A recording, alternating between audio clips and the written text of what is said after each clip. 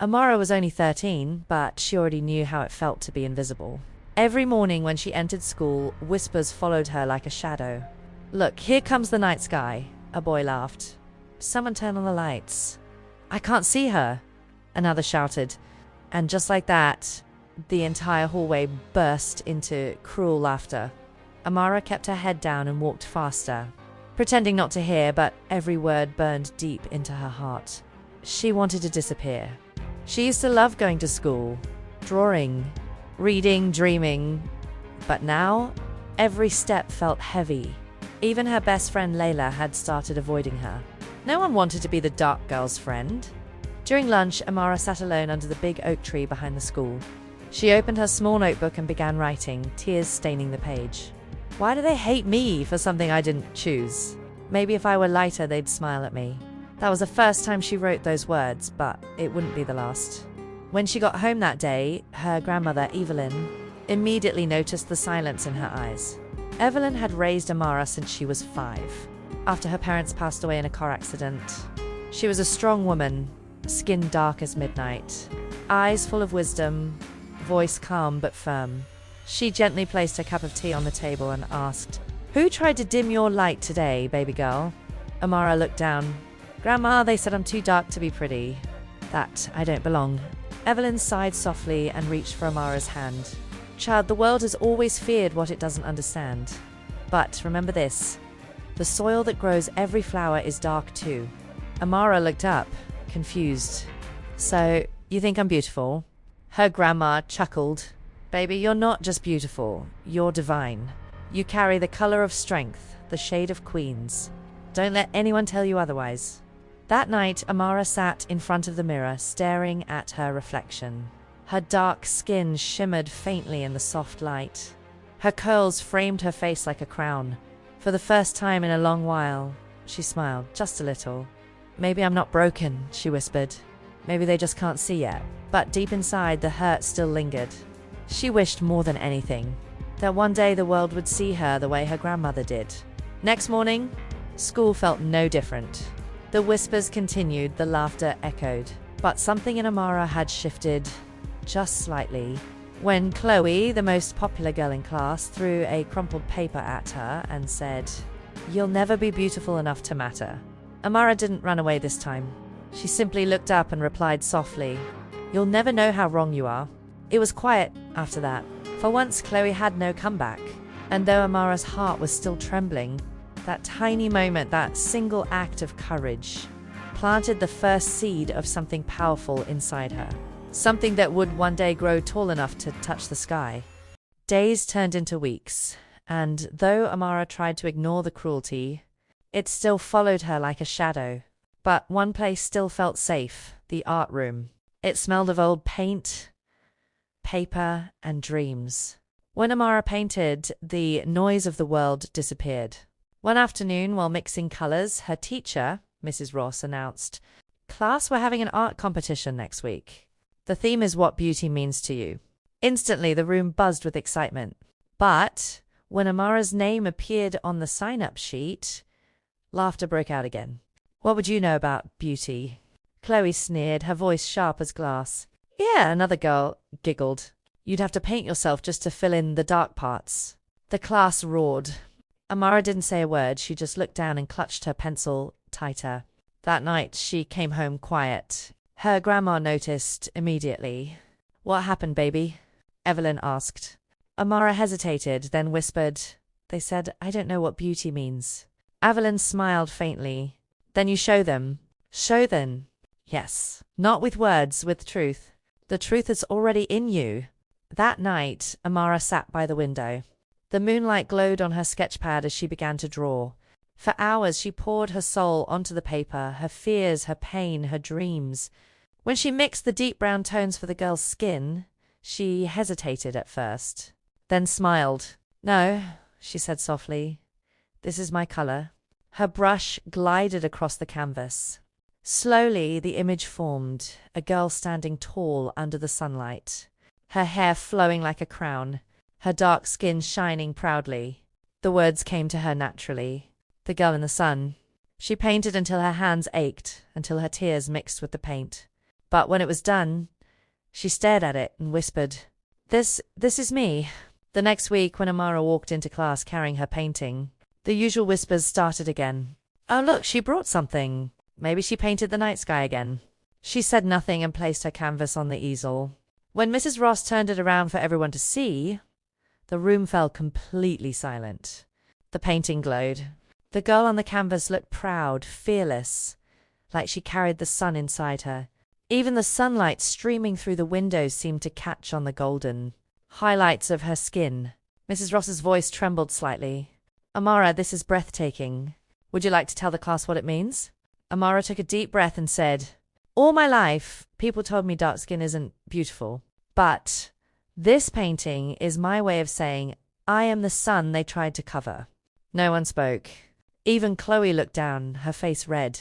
A few days later, the results came out. Amara had won first place. Her painting was posted on the school's social media page. And by evening, something magical happened. It went viral. Thousands of people shared it. Artists, activists, celebrities. Comments flooded in. "This painting is pure soul. The world needs more girls like her. This color's not dark, it's divine." Amara scrolled through the messages, her heart racing. The same face that had once been called too dark was now inspiring thousands of strangers. Mrs. Ross called her to the office. "Amara," she said, smiling, "there's a local news channel that wants to interview you. Are you ready?" Amara's eyes widened. "Me?" Mrs. Ross nodded. "You just reminded the world what real beauty looks like." That evening, Amara and her grandmother sat on their porch again. The air smelled of rain. Evelyn placed her arm around Amara's shoulder. "See, baby? The same light they tried to hide. It's the one the world is chasing now." Amara smiled softly. "I didn't think anyone would care. Because you didn't see what I always saw," her grandmother said. "You're not just beautiful. Amara, you're a mirror showing others how to love what they are." As thunder rolled in the distance, Amara looked up at the dark clouds. For the first time, she didn't see gloom. She saw power, the kind that comes from knowing who you are, even when the world doesn't. Amara sat nervously in front of the camera. Bright studio lights filled the small space, and the host smiled at her. "So, Amara," she began, "how does it feel to inspire millions?" Amara blinked, unsure how to answer. Just a few months ago, she was the girl everyone laughed at. Now her painting, The Girl in the Sun, had gone viral across continents. "I didn't mean to inspire anyone," she said softly. "I just painted what I felt." The interviewer smiled. "Sometimes the truth we paint becomes the light others need." That night, when the interview aired, the internet exploded again. News outlets across the world began sharing her story. The dark-skinned girl who redefined beauty. Fashion magazines wanted to feature her. Modeling agencies reached out. Even a world-renowned brand emailed her school, inviting Amara to speak at an international youth conference in Paris.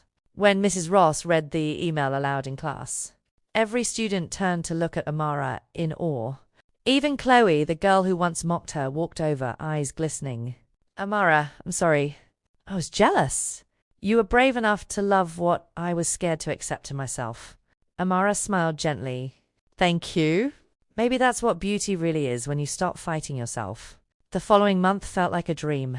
For the first time, Amara boarded a plane, holding her grandmother's hand tightly as they flew toward Paris. Evelyn whispered, half laughing, half crying, "Baby, your grandpa would have said you painted your way into the sky." Amara laughed too, but deep down her heart felt heavy with gratitude. Every time she looked out the airplane window, she saw her reflection, dark and shining, blending with the clouds outside. When they arrived at the grand conference hall, it was filled with artists, photographers, and influencers from all over the world. Amara stood on stage in a simple yellow dress, her favorite color, like sunlight. The audience waited as she adjusted the mic. Her voice trembled at first. "All my life, people told me I wasn't beautiful because of my color. But I learned something. The sun doesn't need to be lighter to shine." The crowd fell silent. Cameras flashed. "Beauty," she continued, "isn't about fitting in. It's about standing in your truth even when it's dark, because that's when your light matters most.